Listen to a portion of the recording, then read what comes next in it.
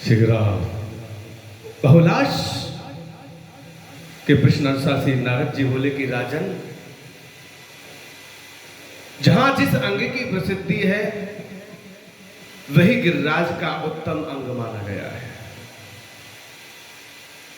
क्रमंश गणना करने पर कोई भी ऐसा स्थान नहीं है जो गिरिराज का अंग ना हो।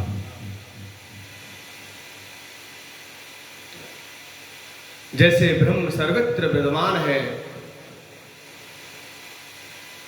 और सारे अंग उसी के हैं, उसी प्रकार भूत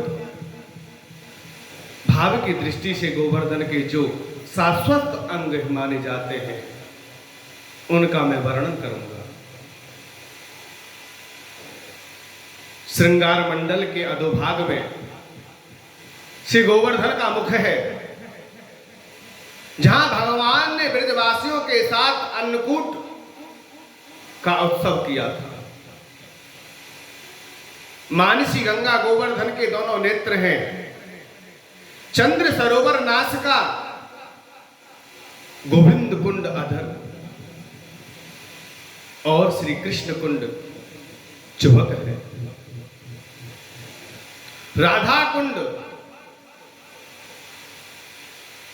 गोवर्धन के जिब्या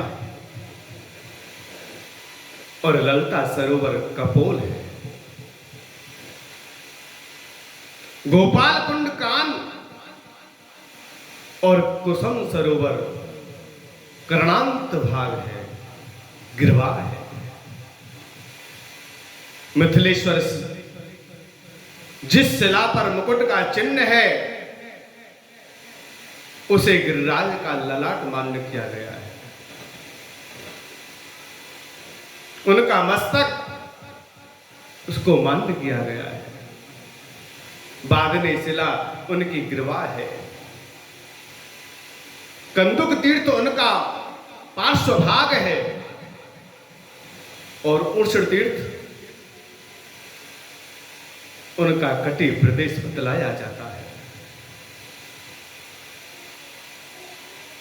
दोनों तीर्थ पृष्ठ देश में और लोक तीर्थ पेट में गिरिराज के। कदम खंडी गिरिराज बाबा का हृदय स्थल है। श्रृंगार मंडल तीर्थ उनका जीवात्मा है।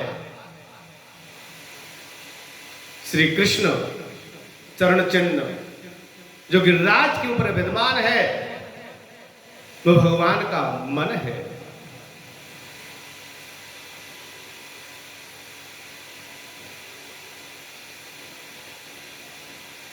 हस्त चिन्ह गिरिराज बाबा का बुद्धि का प्रतीक है, बुद्धि है। ऐरावत चरण चिन्ह उनका चरण है। सुरभि के चरण चिन्हों में महात्मा गोवर्धन के पंख हैं। पुच्छ कुंड में पूछरी भावना पुच्छ की भावना है। वत्स कुंड में उनका बल, रुद्र कुंड में क्रोध तथा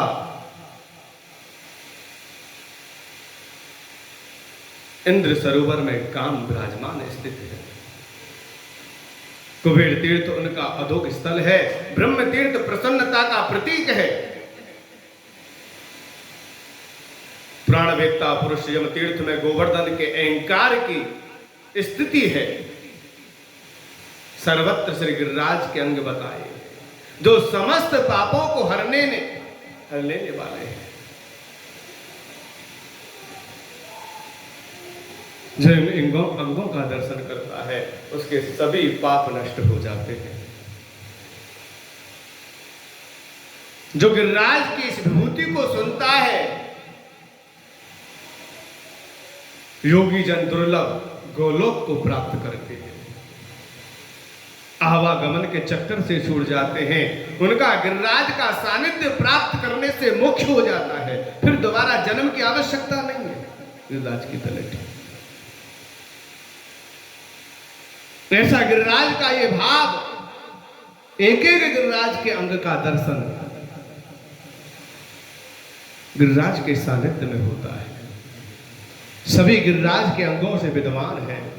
श्री गिरिराज धरण की